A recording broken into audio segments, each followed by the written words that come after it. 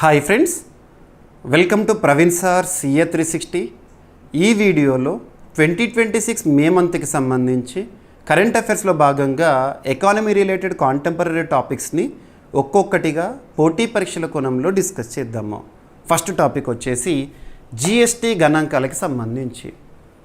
ప్రతి నెల కూడా మనం ఎకానమీ సెగ్మెంట్లో భాగంగా ఫస్ట్ టాపిక్ని GST రిలేటెడ్గానే చూస్తాము. కారణం ఏంటంటే గడిచిన నెలలో GST వసూళ్లు ఏ విధంగా ఉన్నాయి, ప్రతి నెల కూడా అబ్జర్వ్ చేయాల్సిన టాపిక్ అంటున్నాను. కానీ ఏం గుర్తుపెట్టుకోవాలంటే GSTకి సంబంధించిన రికార్డు కలెక్షన్స్ కనుక న్యూస్లో ఉన్నాయనుకోండి, తప్పనిసరిగా చూడాలి. ఇక ఫినాన్షియల్ ఇయర్ ముగియగానే ఆ ఫినాన్షియల్ ఇయర్లో మొత్తం GST వసూళ్లు ఎంత, ఈ గణాంకాలను కూడా చూడాలి. మరి GSTకి సంబంధించిన ఫస్ట్ కాన్సెప్ట్ ఏంటి అసలు? గూడ్స్ అండ్ సర్వీసెస్ ట్యాక్స్, వస్తు సేవల పన్ను. GST అనేది ఒక ఇండైరెక్ట్ ట్యాక్స్ అంటే పరోక్ష పన్ను. మీరు ఎకానమీ సబ్జెక్ట్లో భాగంగా ట్యాక్స్ సిస్టమ్ లేదా ట్యాక్సేషన్ సిస్టమ్, పన్ను వ్యవస్థ గురించి నేర్చుకునేటప్పుడు డైరెక్ట్ ట్యాక్సెస్, ఇండైరెక్ట్ ట్యాక్సెస్ గురించి నేర్చుకుంటారు. అందులో డైరెక్ట్ ట్యాక్సెస్ అంటే income tax, corporate tax etcetera. Indirect tax అన్నారనుకోండి, best example GST, goods and services tax. మరి GSTని భారతదేశంలో అమల్లోకి తీసుకురావడానికి దేశంలోనే అత్యున్నత చట్టమైన రాజ్యాంగాన్ని సవరించడం జరిగింది. ఏ రాజ్యాంగ సవరణ చట్టం అంటే 101వ రాజ్యాంగ సవరణ చట్టం 2016 సంవత్సరం. GSTకి సంబంధించిన రాజ్యాంగ సవరణ చట్టం ఏదని ఎగ్జామినేషన్లో డైరెక్ట్ బిట్టుపడుతుంది. 101వ రాజ్యాంగ సవరణ చట్టము. ఈ రాజ్యాంగ సవరణ చట్టము రాజ్యాంగంలో తీసుకొచ్చిన మార్పుల్లో బెస్ట్ ఒక ఆర్టికల్ గుర్తుంచుకోండి, ఆర్టికల్ 279 క్యాపిటల్ ఏ. ఆర్టికల్ 279A ఏం తెలుపుతుందంటే GST కౌన్సిల్ గురించి చెప్తుంది. GST కౌన్సిల్ ఇది ఒక రాజ్యాంగబద్ధ సంస్థగా పనిచేస్తుంది, రాజ్యాంగబద్ధ సంస్థగా ఏర్పాటైంది. GST కౌన్సిల్కి ఎక్స్ అఫిషియో చైర్పర్సన్గా ఫైనాన్స్ మినిస్టర్ వారు విధులు నిర్వర్తిస్తారు. భారతదేశంలో GSTకి సంబంధించి ఏ స్లాబ్స్ ఉండాలి, ఎన్ని స్లాబ్స్ ఉండాలి, ఏ స్లాబ్ పరిధిలోకి ఏ వస్తువులు ఏ సేవలు వస్తాయి అన్నీ కూడా డిసైడ్ చేసేది GST కౌన్సిలే. మరి GST అమల్లోకి వచ్చింది ఎప్పుడు అంటే జూలై 1, 2017. మొదట్లో ఎన్ని GST స్లాబ్స్ ఉండే? 0% అని, 5% అని, 12% అని, 18% అని, 28% అని. మారుతున్న కాలానికి అనుగుణంగా ప్రతి వ్యవస్థలో కూడా మార్పులు రావాల్సిందే కదా. GSTలో కూడా మార్పు వచ్చింది.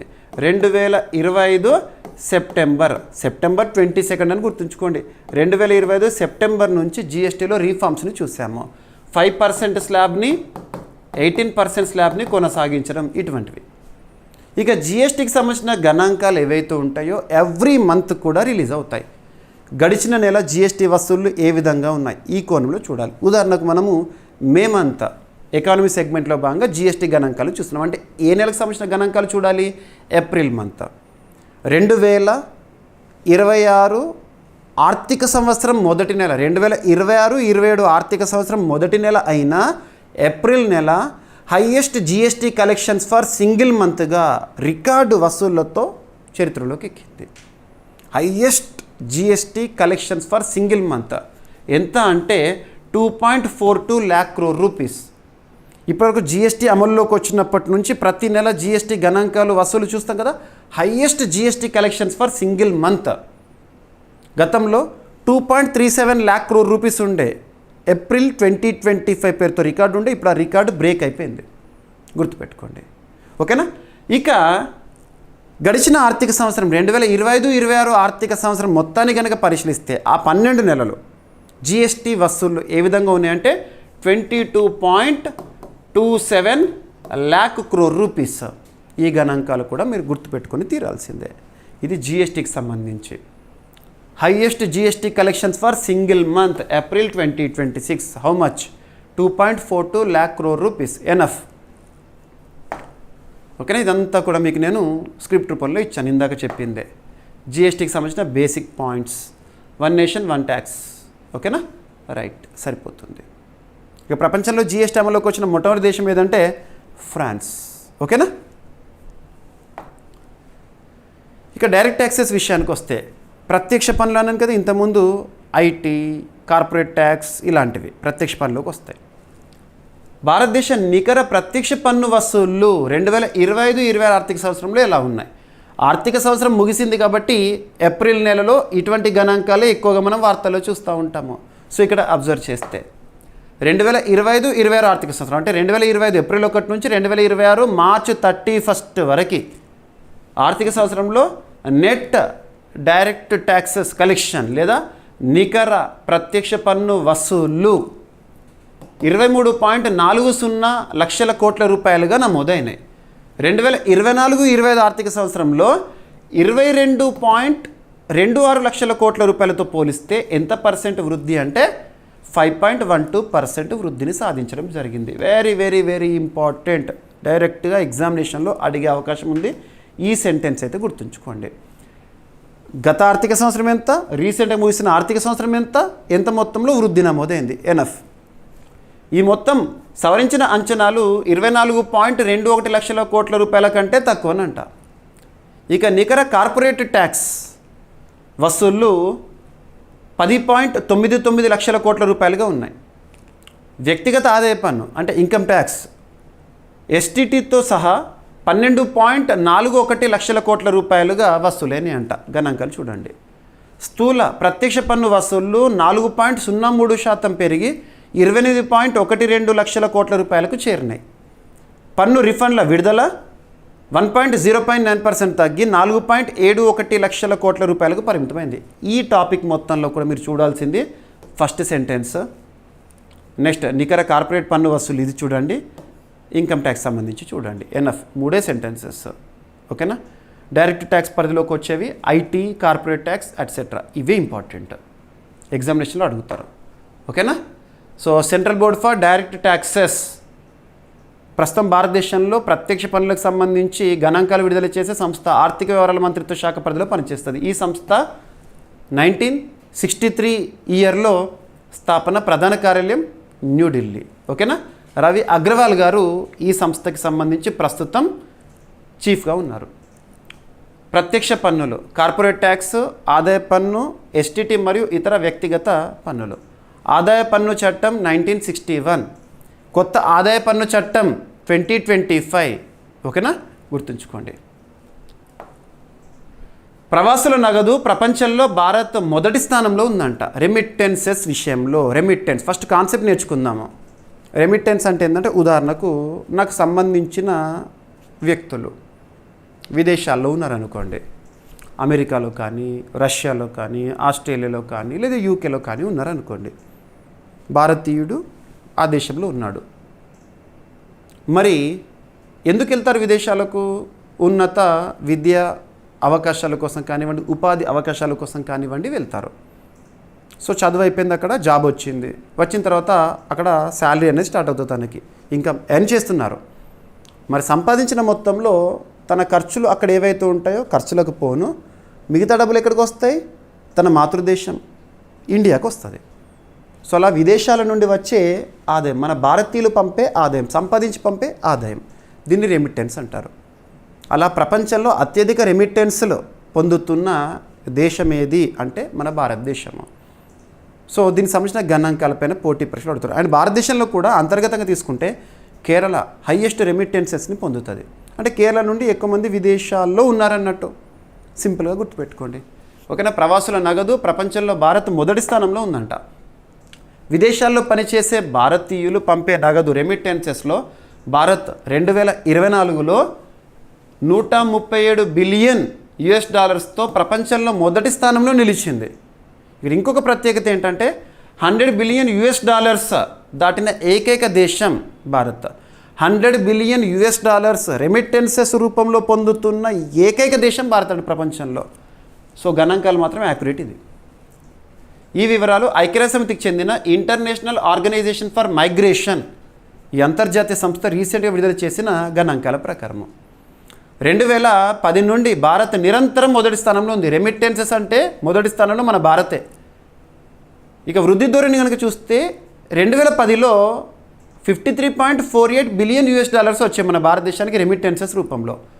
అది కాస్త 2015లో $68.91 బిలియన్, 2020లో $83.15 బిలియన్, 2024లో $137 బిలియన్ చేరింది. 2024లో ఇతర ప్రధాన దేశాలు మెక్సికో, ఫిలిప్పీన్స్, ఫ్రాన్స్ రెమిటెన్సెస్ పరంగా ప్రపంచంలో అత్యధికంగా నగదు పంపిన దేశం, అత్యధికంగా రెమిటెన్స్ పొందుతున్న దేశమే భారత్. అత్యధికంగా పంపుతున్న దేశం ఏది ప్రపంచానికి అంటే అమెరికా.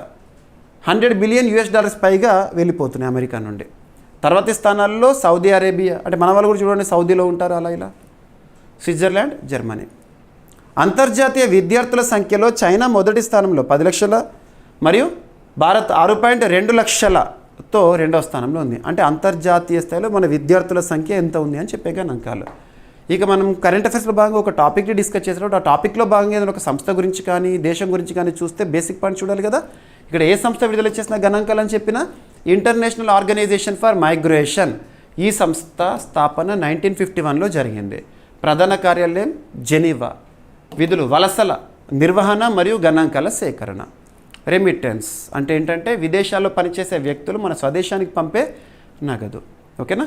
ఐక్యరాజ్య సమితి 1945 అక్టోబర్ 24న స్థాపన. న్యూయార్క్ ప్రధాన కేంద్రంగా పనిచేస్తుంది. ఆంటోనియో గ్యూటెరస్ గారు ప్రస్తుతం ఆ సంస్థకు సంబంధించి చీఫ్గా. ప్రభుత్వ రంగ బ్యాంకులకు చరిత్రలోనే అత్యధిక లాభాలు రావడం జరిగిందంట. హిస్టారికల్గా చూస్తే హయ్యెస్ట్ ప్రాఫిట్స్ ప్రభుత్వ రంగ బ్యాంకులు. ఓకేనా, పబ్లిక్ సెక్టార్ బ్యాంక్స్. ఇక్కడ ఈ టాపిక్ సంబంధించి మనం గుర్తుంచుకోవాల్సింది ఏంటంటే గడిచిన ఆర్థిక సంవత్సరం 2025 ఏప్రిల్ 1 నుంచి 2026 మార్చి 31 వరకు భారతదేశంలోని పబ్లిక్ సెక్టార్ బ్యాంకులు పొందిన నెట్ ప్రాఫిట్స్ ఎంత, ఓవరాల్ నంబర్ గుర్తుంచుకోవాలి. అందులో హయ్యెస్ట్ ఏ పబ్లిక్ సెక్టార్ బ్యాంకు పొందింది ఇండివిజువల్ తీసుకుంటే ఎస్బీఐ. ఆ గణాంకాలు ఎనఫ్. సో ఇక్కడ అబ్జర్వ్ చేస్తే భారతదేశంలో బ్యాంకులకే bank, apex bank, supreme bank, regulatory bank RBI. 1935లో స్థాపన, ముంబై కేంద్రంగా పనిచేస్తుంది. సంజయ్ మల్హోత్రా ప్రస్తుతం ఆర్బీఐకి గవర్నర్. సో ప్రభుత్వ రంగ బ్యాంకులకు చరిత్రలోనే అత్యధిక లాభాలు ఏంటో చూడండి. India's public sector banks recorded the strongest financial performance. Combined net profit of ఎంతనంట 2025-26 ఆర్థిక సంవత్సరంలో భారతదేశంలో పబ్లిక్ సెక్టార్ బ్యాంకుల యొక్క నికర లాభాలు 1.98 లక్షల కోట్ల రూపాయలంట. గుర్తుపెట్టుకోండి. ఇందులో ఈ 1.98 లక్షల కోట్ల రూపాయల్లో హయ్యెస్ట్ ఏ పబ్లిక్ సెక్టార్ బ్యాంక్ పొందింది అంటే స్టేట్ బ్యాంక్ ఆఫ్ ఇండియా 80,032 కోట్ల రూపాయలు. గుర్తుపెట్టుకోండి. ఈ రెండే సెంటెన్సెస్ ఇంపార్టెంట్ దీనికి సంబంధించి. ప్రభుత్వ రంగ బ్యాంకులు 2025-26 ఆర్థిక సంవత్సరంలో 1.98 లక్షల కోట్ల రూపాయల అత్యధిక నికర లాభాన్ని నమోదు చేసినాయి. వరుసగా 4వ ఏడాది లాభాల్లో కొనసాగడము విశేషము. ప్రభుత్వ రంగ బ్యాంకుల స్థిరత్వము, సామర్థ్యం మరియు ఆర్థిక బలాన్ని ఇది ప్రతిబింబిస్తుందని కేంద్ర ఆర్థిక మంత్రిత్వ శాఖ పేర్కొంది. 2026 మార్చి నాటికి ప్రభుత్వ రంగ బ్యాంకుల మొత్తం వ్యాపారం 283 లక్షల కోట్ల రూపాయలకు పైగా చేరి 12.8% వృద్ధి నమోదైంది. ఎనఫ్. ఓకేనా. ఇక నిరర్ధక ఆస్తుల నిష్పత్తి 1.93% తగ్గింది. నిరర్ధక ఆస్తులు అంటే నాన్ పర్ఫార్మింగ్ అసెట్స్. ఇక్కడ అబ్జర్వ్ చేస్తే ఉదాహరణకు ఒక వ్యక్తి ఒక కమర్షియల్ బ్యాంక్ నుండి లేదా ఒక బ్యాంకు నుండి లోన్ పొందిండు, రుణం తీసుకున్నాడు. రుణం తీసుకునేటప్పుడు తను ఇచ్చే ప్రామిస్ ఏంటి? సింపుల్గా ఈఎంఐ రూపంలో తిరిగి చెల్లించడము నిర్ణీత కాలంలోగా. అలా తీసుకున్న రుణాన్ని బ్యాంకులకు తిరిగి చెల్లించలేదనుకోండి, అది నాన్ పర్ఫార్మింగ్ అసెట్గా మారుతుంది. నిరర్ధక ఆస్తులు అవి తగ్గాలి. నిరర్ధక ఆస్తులు తగ్గించడానికి కేంద్ర ప్రభుత్వము బ్యాడ్ బ్యాంక్ అనే ఒక కాన్సెప్ట్ని పరిచయం చేస్తుంది. బ్యాడ్ బ్యాంక్ పేరులో బ్యాడ్ ఉంది, బట్ ఇట్ మేక్స్ గుడ్. ఇటువంటివి national asset reconstruction company limited, ఇటువంటివి లింక్ చేసుకోండి. ఓకేనా, రైట్. సో ప్రభుత్వ రంగ బ్యాంకులు భారత ప్రభుత్వానికి మెజారిటీ వాటా ఉన్న బ్యాంకులు. ఓకేనా. ఇక షెడ్యూల్డ్ కమర్షియల్ బ్యాంకుల క్రెడిట్ వృద్ధి 2025-26 ఆర్థిక సంవత్సరంలో ఏ విధంగా ఉంది పనితీరు చూద్దాం. గణాంకాలు అభ్యర్థులు మరొకసారి చెప్తున్నాను. The stats in the economy are not at all static, they are volatile, they are dynamic. That means every time changes. ప్రతిసారి మారుతున్న గణాంకాలు మనం గుర్తుపెట్టుకోవాలి. షెడ్యూల్డ్ కమర్షియల్ బ్యాంకులు 2025-26 ఆర్థిక సంవత్సరంలో నాన్ ఫుడ్ క్రెడిట్లో 15.9% వార్షిక వృద్ధి నమోదు చేసినాయి. ఈ వృద్ధి 2024-25లోని 10.9%తో పోలిస్తే 497 బేసిస్ పాయింట్లు పెరిగిందంట. ఈ గణాంకాలను 2026 మేలో ఆర్థిక మంత్రిత్వ శాఖ వారు విడుదల చేశారు. వ్యవసాయం మరియు అనుబంధ రంగాల్లో క్రెడిట్ 15.7% పెరిగింది, మునుపటి 10.4% నుంచి పోలిస్తే. గ్రామీణ డిమాండ్ బలంగా ఉండడం, వ్యవసాయ రంగానికి క్రెడిట్ ప్రవాహం మెరుగుపడటం సూచననంట. పారిశ్రామిక రంగంలో క్రెడిట్ వృద్ధి 15% చేరింది, మునుపటి 8.2% నుంచే. పారిశ్రామిక పెట్టుబడులు రుణాల పెరుగుదల సంకేతము. రైట్. సేవల రంగంలో అత్యధికంగా 19% వృద్ధి అనేది నమోదైందంట. రైట్. సో షెడ్యూల్డ్ కమర్షియల్ బ్యాంకులు ఆర్బీఐ చట్టం 1934 రెండో షెడ్యూల్లో ఉన్న బ్యాంకులు. ఇక ప్రభుత్వానికి ఆర్బీఐ నుంచి రికార్డు స్థాయిలో 2.87 lakh crore రూపీస్ డివిడెండ్గా అందించడం జరిగింది, అత్యధిక స్థాయి. ఇక్కడ ఎందుకు ఆర్బీఐ నుంచి ప్రభుత్వానికి అందుతుంది, ఆర్బీఐ డివిడెండ్ అంటే ఏంటని అడుగుతారు ఎగ్జామినేషన్లో. అత్యవసర నిల్వలను ఉంచిన తర్వాత మిగులు ఆదాయాన్ని కేంద్ర ప్రభుత్వానికి ఆర్బీఐ బదిలీ చేస్తుంది, దాన్నే ఆర్బీఐ డివిడెండ్ అంటారు. చరిత్రలోనే అత్యధికంగా ఎంతనంట 2.87 lakh crore రూపీస్ని ఆర్బీఐ డివిడెండ్గా కేంద్ర ప్రభుత్వానికి సబ్మిట్ చేసింది. 2025-26 ఆర్థిక సంవత్సరానికి, గడిచిన ఆర్థిక సంవత్సరానికి సంబంధించి భారత ప్రభుత్వానికి 2.87 లక్షల కోట్ల రూపాయల రికార్డు డివిడెండ్ని రిజర్వ్ బ్యాంక్ ఆఫ్ ఇండియా అందిస్తుందంట. ఇది 2024-25లో చెల్లించిన 2.69 lakh crore రూపీస్తో పోలిస్తే 6.75% అధికం. ఈ ఒక్క సెంటెన్సే చూడండి, దాంతోపాటు ఆర్బీఐ డివిడెండ్ అంటే ఏంటి కాన్సెప్ట్ ఎనఫ్. ఆర్బీఐ ప్రకారం 2025-26లో నికర ఆదాయం 3.96 lakh crore రూపీస్కి పెరిగింది. గత సంవత్సరం ఇది 3.13 lakh crore రూపీస్. 2026 మార్చి 31 నాటికి ఆర్బీఐ బ్యాలెన్స్ షీట్ 20.61% పెరిగి 91,97,121.08 కోట్ల రూపాయలకు చేరింది. ఆర్బీఐ గవర్నర్ సంజయ్ మల్హోత్రా గారి అధ్యక్షతన జరిగిన సెంట్రల్ బోర్డు సమావేశంలో ఈ నిర్ణయం ఆమోదించబడింది. సమావేశంలో దేశీయ మరియు అంతర్జాతీయ ఆర్థిక పరిస్థితులు, భవిష్యత్ అంచనాలపై చర్చించి డివిడెండ్ ప్రతిపాదనకు ఆమోదం తెలిపారు. పశ్చిమాసియా సంక్షోభం వల్ల పెరుగుతున్న దిగుమతి వ్యయాల సమయంలో ఈ భారీ డివిడెండ్ ప్రభుత్వానికి ఆర్థికంగా ఊతమివ్వనుందంట. రైట్. సో ఆర్బీఐకి సంబంధించిన బేసిక్ పాయింట్స్. ఇక ఆర్బీఐ యూరోపియన్ సెంట్రల్ బ్యాంక్ మధ్య సహకార ఒప్పందం గుర్తుపెట్టుకోండి. European central bank ECB, European union, European central bank, eurozone, వీటి నుండి మనం ఎగ్జామినేషన్లో క్వశ్చన్స్ని ఎక్స్పెక్ట్ చేస్తే రాల్సిందే. యూరోపియన్ యూనియన్ విషయానికి వస్తే 1993 మ్యాస్ట్రిచ్ ఒప్పందం ద్వారా ప్రారంభమైంది, స్థాపన జరిగింది. బ్రసెల్స్ బెల్జియం కేంద్రంగా పనిచేస్తుంది. 27 సభ్య దేశాలు. European commission chief Ursula von Leyen and European council chief Antonio Costa 2026 జనవరి 26 గణతంత్ర దినోత్సవ వేడుకలకి ముఖ్య అతిథిగా ఇచ్చేశారు. అప్పుడు ఫ్రీ ట్రేడ్ అగ్రిమెంట్ జరిగింది, mother of all free trade deals. India European union మధ్య కుదిరిన ఒప్పందం very very important. Okay, link చేసుకోండి. ఇక్కడ RBI, Reserve Bank of India మరియు యూరోపియన్ సెంట్రల్ బ్యాంక్ మధ్య సహకార ఒప్పందం. దీనికి సంబంధించి రిజర్వ్ బ్యాంక్ ఆఫ్ ఇండియా మరియు యూరోపియన్ సెంట్రల్ బ్యాంకు కేంద్ర బ్యాంకింగ్ సహకారాన్ని బలోపేతం చేయడానికి అవగాహన ఒప్పందాన్ని కుదుర్చుకున్న memorandum of understanding. European central bank European union యొక్క ప్రధాన ద్రవ్య విధాన సంస్థ. అందుకే నేను యూరోపియన్ యూనియన్ గురించి చెప్పాను. యూరోపియన్ యూనియన్ సంబంధించిన బ్యాంక్ అన్నట్టు ఇది. ఈసీబీ యూరో సిస్టమ్ మరియు European system of central banks యొక్క కేంద్ర విభాగము. ఓకేనా. సుమారు 7 ట్రిలియన్ యూరోస్ సమిష్టి బ్యాలెన్స్ షీట్తో ఈసీబీ ప్రపంచంలోని అత్యంత ప్రభావవంతమైన కేంద్ర బ్యాంకుల్లో ఒకటిగా ఉంది. ఈసీబీని 1998 జూన్ 1న మ్యాస్ట్రిచ్ ఒప్పందం కింద స్థాపించారు. యూరో కరెన్సీని అధికారికంగా 1999 జనవరి 1న ప్రారంభించారు. ప్రస్తుతం యూరోని అఫీషియల్ కరెన్సీగా స్వీకరించిన దేశాల సంఖ్య 21 చేరింది. యూరోజోన్ కంట్రీస్ అంటాము.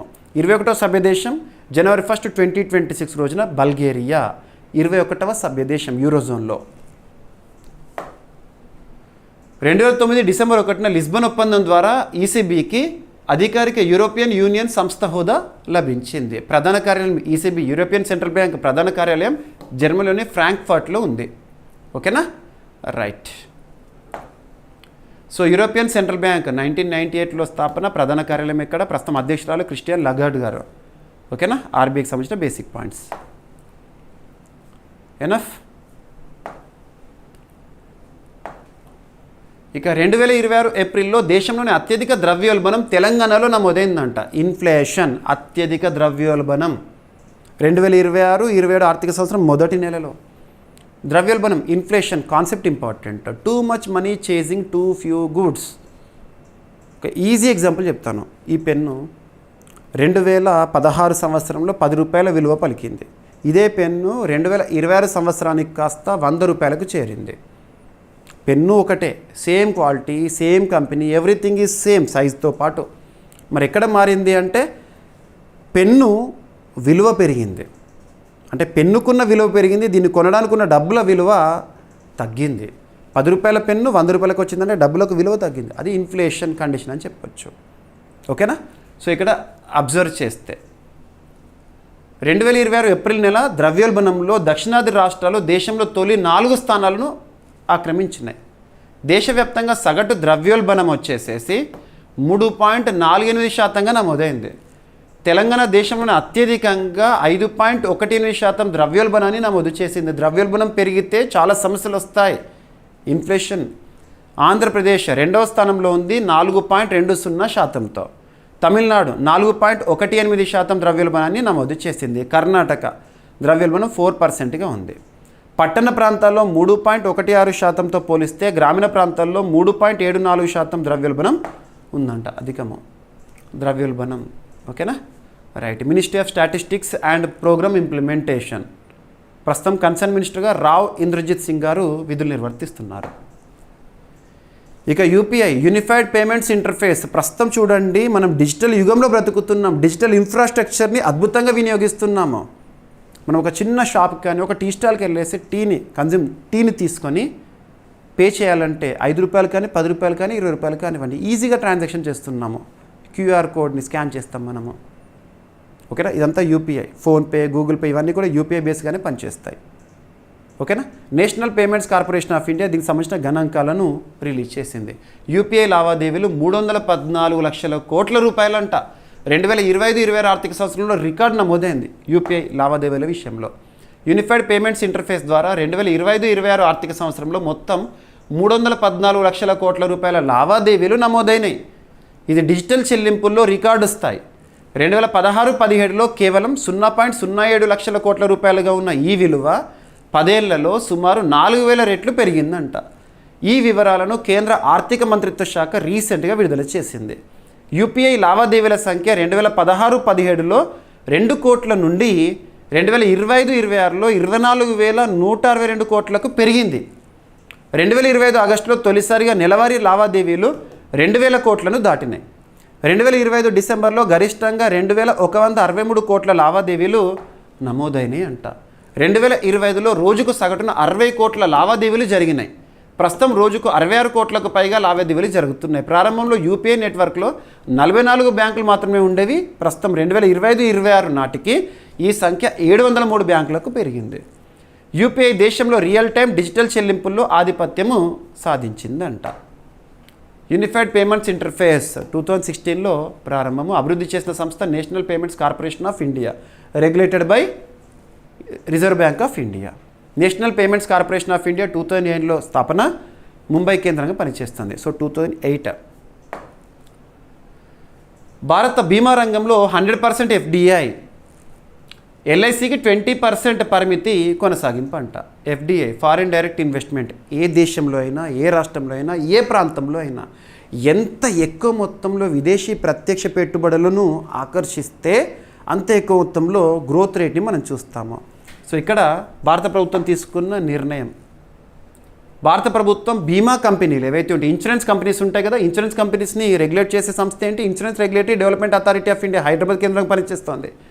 భారత ప్రభుత్వం బీమా కంపెనీల్లో 100% విదేశీ ప్రత్యక్ష పెట్టుబడులకు అనుమతినిచ్చింది. ఇది విదేశీ పెట్టుబడిదారుల భాగస్వామ్యాన్ని పెంచడానికి దోహదపడుతుంది. లైఫ్ ఇన్సూరెన్స్ కార్పొరేషన్ ఆఫ్ ఇండియాలో ఎఫ్డిఐ పరిమితి 20%గానే కొనసాగించింది. ఈ పాయింట్ గుర్తుంచుకోండి. ఈ నిర్ణయం పరిశ్రమ మరియు అంతర్గత వాణిజ్య ప్రోత్సాహక శాఖ జారీ చేసిన ప్రెస్ నోట్ 1 2026 సిరీస్ ద్వారా అమల్లోకి వచ్చింది. Department for promotion of industries and internal trade under ministry of commerce వారు జారీ చేశారు. విదేశీ పెట్టుబడులు బీమా నియంత్రణ మరియు అభివృద్ధి ప్రాధికార సంస్థ insurance regulatory development authority of India అనుమతి మరియు పరిశీలనకు లోబడి ఉంటాయి అంట. ఈ మార్పు సబ్కా బీమా సబ్కీ రక్ష బీమా చట్టాల సవరణ చట్టం 2025కి అనుగుణంగా ఉంది. ఈ చట్టంలోని చాలా నిబంధనలు 2026 ఫిబ్రవరి 5 నుంచి అమల్లోకి వచ్చినాయి అంట. ఓకేనా. IRDAI 1999లో స్థాపన, హైదరాబాద్ కేంద్రంగా పనిచేస్తుంది. బీమా రంగానికి సంబంధించిన regulatory body. Department for promotion of industries and internal trade 2019లో స్థాపన, under ministry of commerce and industries. ప్రస్తుతం కన్సర్న్ మినిస్టర్ పీయూష్ గోయల్ గారు.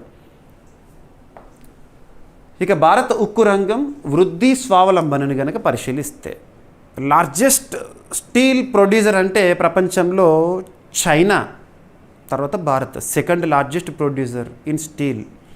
మరి భారతదేశంలో అంతర్గతం తీసుకుంటే స్టీల్ ఉక్కు ఉత్పత్తి ఏ విధంగా ఉంది? 2014 సంవత్సరంలో 5.2% ఉంటే 2024కి 7.9% అంట. మినిస్ట్రీ ఆఫ్ స్టీల్ నుండి విడుదలైన గణాంకాలు ఇవి. ప్రస్తుతం ఉక్కు శాఖ మంత్రిగా ఎవరు విధులు నిర్వర్తిస్తున్నారంటే కుమారస్వామి గారు. India world's second largest crude steel producer since 2018. ప్రపంచంలో 2వ స్థానంలోనంట స్టీల్ ప్రొడక్షన్లో. భారతదేశ ఉక్కు రంగం సన్రైజ్ సెక్టార్గా ఎదిగి 2018 నుంచి ప్రపంచంలో 2వ అతిపెద్ద ఉక్కు ఉత్పత్తిదారుగా కొనసాగుతుంది.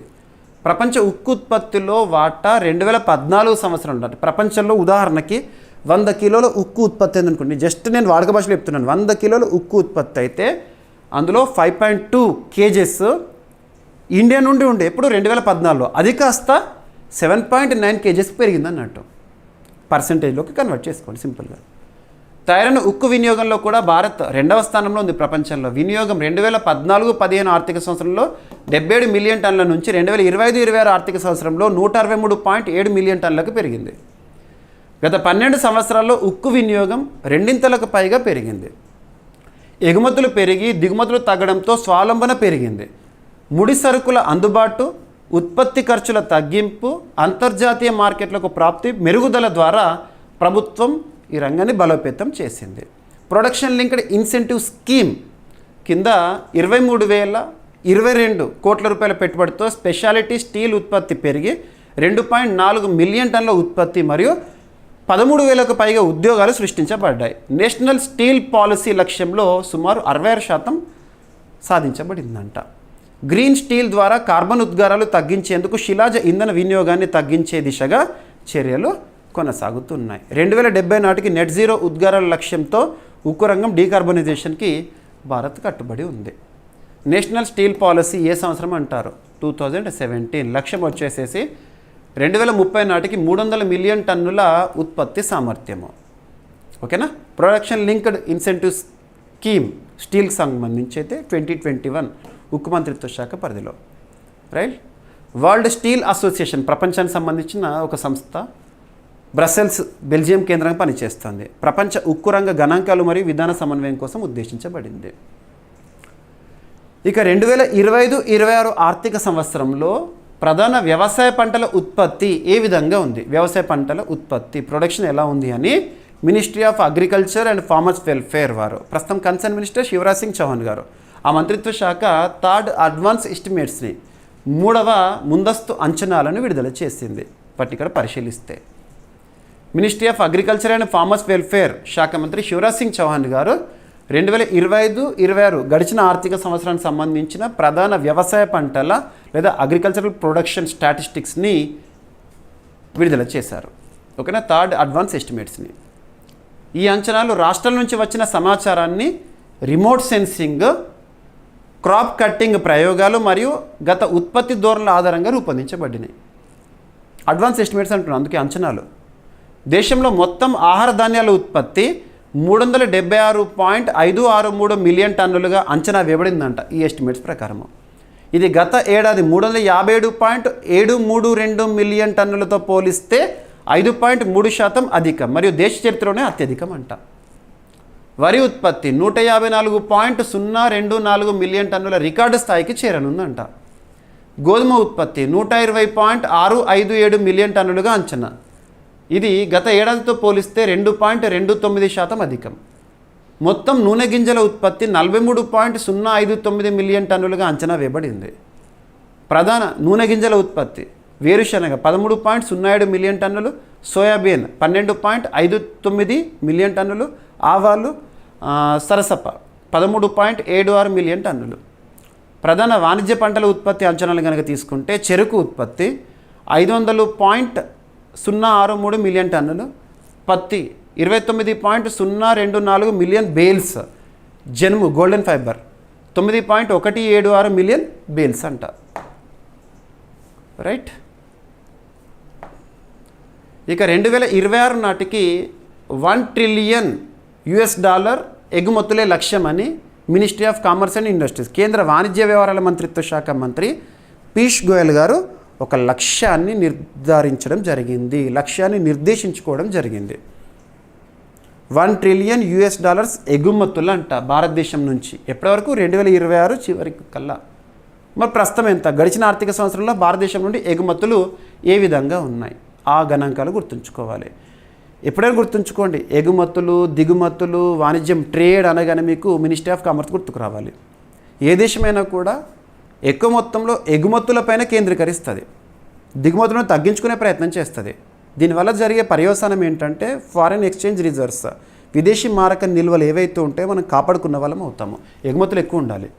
ఓకేనా? ఇక్కడ మీరు గుర్తుంచుకోవాల్సిన పాయింట్ ఏంటంటే గడిచిన ఆర్థిక సంవత్సరంలో మన భారతదేశం నుంచి ఎగుమతులు విలువ ఎంత? $863 బిలియన్. గడిచిన ఆర్థిక సంవత్సరం అంటే 2025-26 ఆర్థిక సంవత్సరంలో భారతదేశం నుంచి మొత్తం జరిగిన ఎగుమతుల విలువ $863 బిలియన్. దాన్ని కాస్త 2026 చివరి నాటికి $1 ట్రిలియన్ రీచ్ చేయాలని చెప్పేసేసి ఇక నెక్స్ట్ 5 ఇయర్స్లో $2 ట్రిలియన్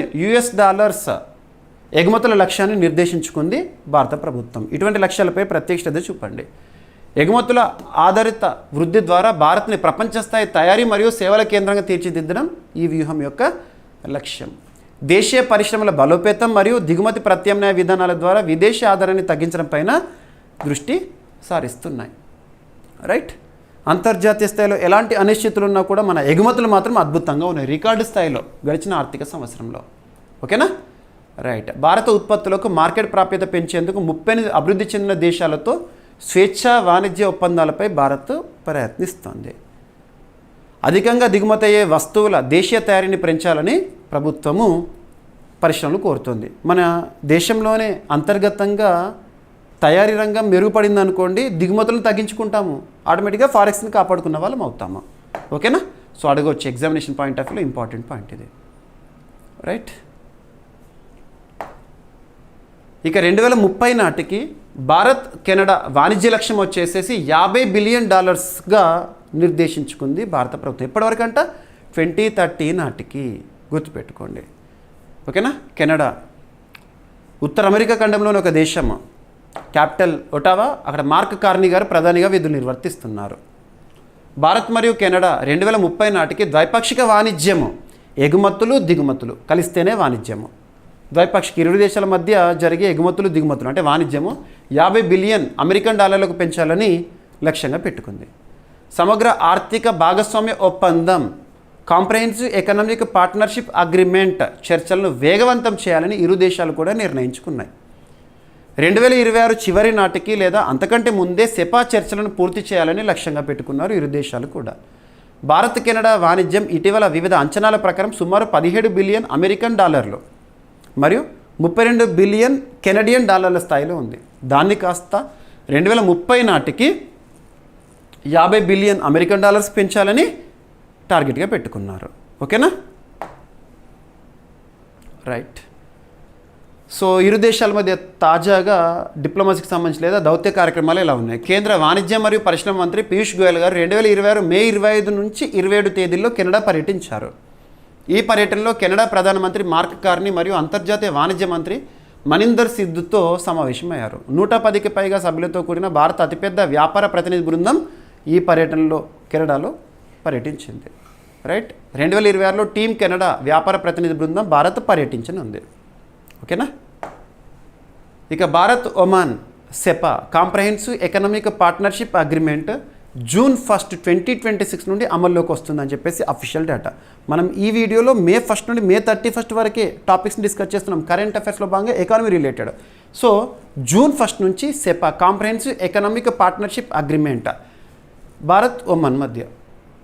సో ఇక్కడ అబ్జర్వ్ చేస్తే ఇరు దేశాల మధ్య ఫ్రీ ట్రేడ్ అగ్రిమెంట్, సెపా ఇటువంటి ఒప్పందాలు కుదిరినాయి. అంటే ఒక దేశం నుంచి దిగుమతి అయ్యే ప్రోడక్ట్స్ విషయంలో సుంకాల తగ్గింపు ఇటువంటివి చూస్తాము. ఓకేనా. భారత్ మరియు ఒమాన్ మధ్య comprehensive economic partnership agreement 2026 June 1 నుంచి అమల్లోకి రానుందంట. ఈ ఒప్పందం 2025 డిసెంబర్లో సంతకం చేయబడగా ఒమాన్ 2026 ఫిబ్రవరిలో రాయల్ డిక్రీ ద్వారా ఆమోదించింది.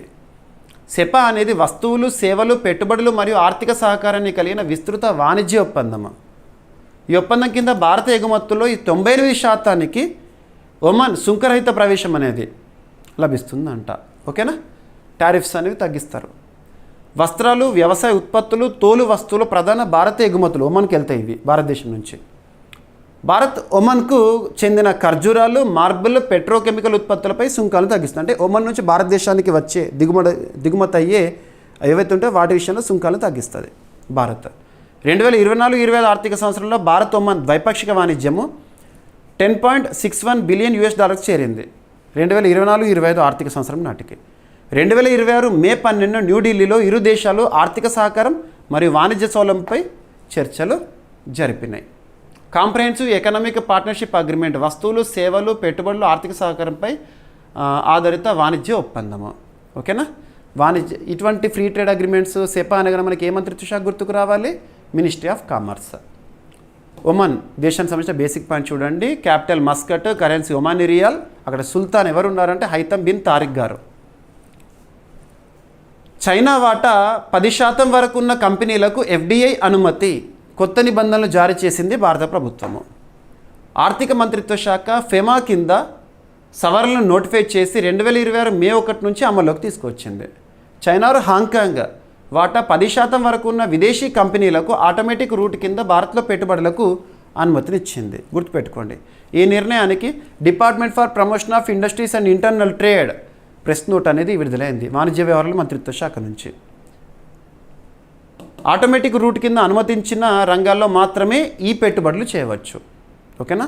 ఆటోమేటిక్ రూట్ అని, గవర్నమెంట్ రూట్ అని చెప్పేసి అంటే ముందస్తు సమాచారం ఇచ్చి పెట్టే పెట్టుబడులు.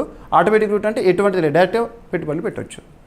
ఈ సడలింపు పెట్టుబడులను ప్రోత్సహించడమే కాకుండా నియంత్రణను కొనసాగించే లక్ష్యంతో తీసుకువచ్చారు. భూ సరిహద్దులు పంచుకునే దేశాలపై ఉన్న పరిమితులు పూర్తిగా తొలగించలేదు.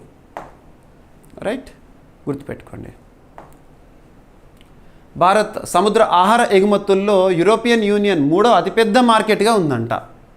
యూరోపియన్ యూనియన్ తరచూ యూరోపియన్ యూనియన్ న్యూస్లో ఉంటుంది. మీకు ఇందాకే చెప్పాను, రానున్న ఏ పోటీ పరీక్ష అయినా, ఏ స్థాయి పోటీ పరీక్ష అయినా యూరోపియన్ యూనియన్ అనే పదం లేకుండా ప్రశ్నపత్రమే ఉండదు.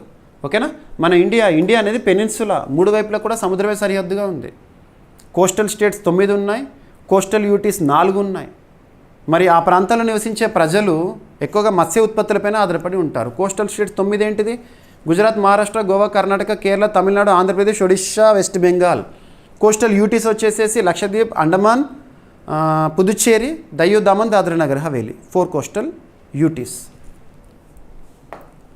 2025-26 ఆర్థిక సంవత్సరంలో యూరోపియన్ యూనియన్ భారత్కి 3వ అతిపెద్ద సముద్ర ఆహార ఎగుమతి మార్కెట్గా అవతరించిందని వాణిజ్య మరియు పరిశ్రమ మంత్రిత్వ శాఖ ప్రకటించింది. ఓకేనా. భారత సముద్ర ఆహార ఎగుమతుల్లో అమెరికా, చైనా తర్వాత యూరోపియన్ యూనియన్ స్థానం దక్కించుకుందంట. ఫస్ట్ 2 ఇవి. వాటి తర్వాత అత్యధికంగా మన సముద్ర ఉత్పత్తులు, ఆహార ఉత్పత్తులు ఎక్కడికి పోతున్నాయి? సముద్ర ఆహార ఉత్పత్తులు యూరోపియన్ యూనియన్ పోతున్నాయి అంట. ఓకేనా. 2025-26 ఆర్థిక సంవత్సరంలో భారత్ నుంచి యూరోపియన్ యూనియన్కి $1.593 బిలియన్ విలువైన సముద్ర ఆహార ఎగుమతులు జరిగినాయి అంట. ఇదంతా మినిస్ట్రీ ఆఫ్ కామర్స్ వారు ఇచ్చిన గణాంకాలే. మొత్తం సముద్ర ఆహార ఎగుమతి విలువలో యూరోపియన్ యూనియన్ వాటా 18.94% నమోదైంది. స్థానం 3. అమెరికా, చైనా తర్వాత యూరోపియన్ యూనియన్. యూరోపియన్ మార్కెట్లో భారత సముద్ర ఆహార ఉత్పత్తులకు పెరుగుతున్న డిమాండే దీనికి కారణం. ఎగుమతి పరిమాణం మరియు విలువ రెండింటిలోనూ గణనీయమైన వృద్ధి నమోదైందంట. ఓకేనా. రైట్. ఇక సముద్ర ఆహార ఎగుమతులు అంటే రొయ్యలు, చేపలు, frozen products. Marine products exports development authority Kochi Kerala కేంద్రంగా పనిచేస్తుంది. ప్రస్తుతం ఈ సంస్థకి చీఫ్గా జవహర్ గారు విధులు నిర్వర్తిస్తున్నారు. స్థాపన 1972. ఏ మంత్రిత్వ శాఖ పరిధిలో పనిచేస్తుంది? Marine products exports development authority అంటే ministry of commerce. Exports imports అనే పదం వచ్చిందంటే అది మినిస్ట్రీ ఆఫ్ కామర్స్ పరిధిలోనే అంశమే.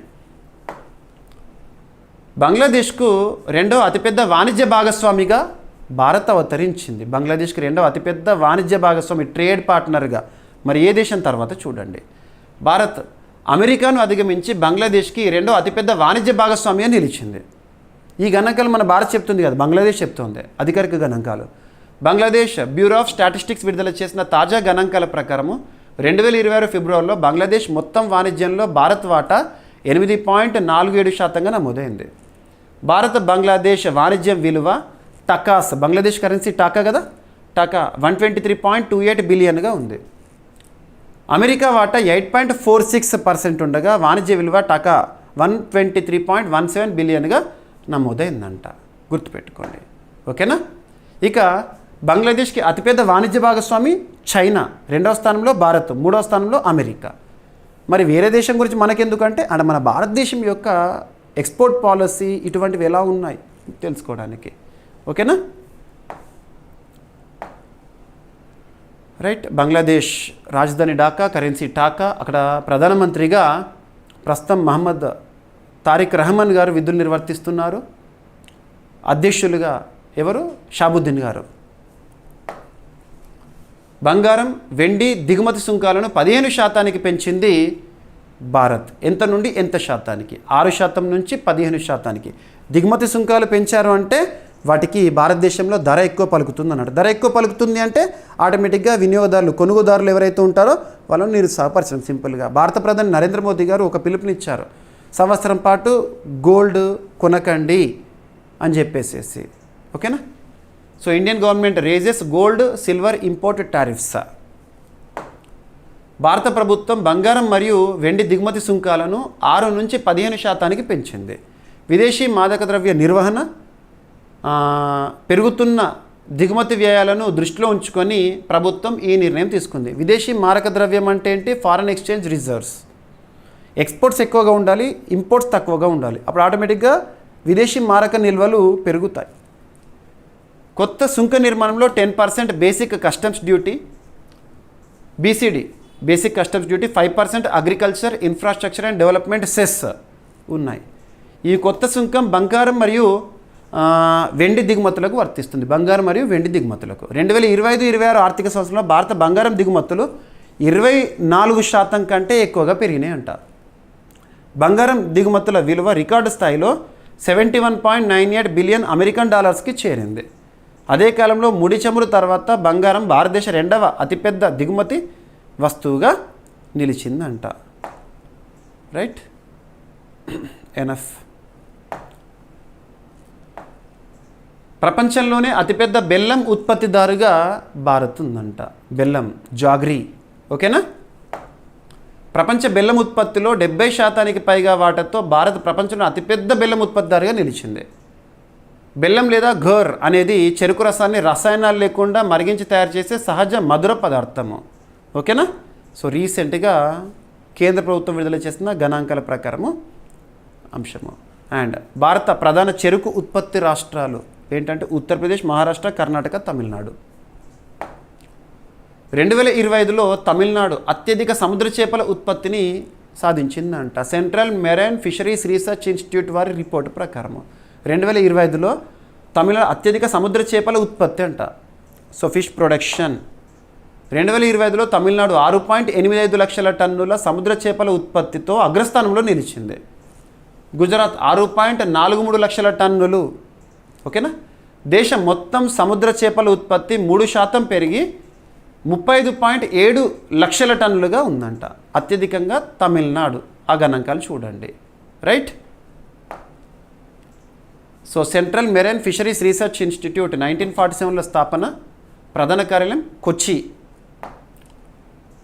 పారిశ్రామిక ఉత్పత్తి సూచి బేస్ ఇయర్ సవరణ. సో మనకు ఇటీవల కాలంలో ఆదర్శ సంవత్సరాల మార్పు అనేది చూస్తున్నాము. జీడిపి బేస్ ఇయర్ 2011-12ని 2022-2023కి మార్చుకున్నాము. హోల్సేల్ ప్రైస్ ఇండెక్స్ 2011-12 నుంచి 2022-2023కి మార్చుకున్నాము. ఇప్పుడు ఇండెక్స్ ఆఫ్ ఇండస్ట్రియల్ ప్రొడక్షన్ 2022-2023 అనేది అమల్లోకి వస్తుంది 1 జూన్ 2026 నుంచి. ఎప్పటి నుంచి ఎప్పుడు మారుస్తున్నాము? 2011-12 నుంచి 2022-23కి మార్చడం జరుగుతుందంట. ఓకేనా? సో 8 కోర్ ఇండస్ట్రీకి సంబంధించి మనం గణాంకాలు ఎవ్రీ టైం చూస్తూ ఉంటాం కదా, అది ministry of statistics and programme implementation వారు విడుదల చేసిన అఫీషియల్ ఇన్ఫర్మేషన్ ఇది. రైట్. ఇక పశ్చిమాసియా ఉద్రిక్తతల ప్రభావం భారత జీడిపి వృద్ధి అంచనాల్లో కోతకి కారణమవుతుంది.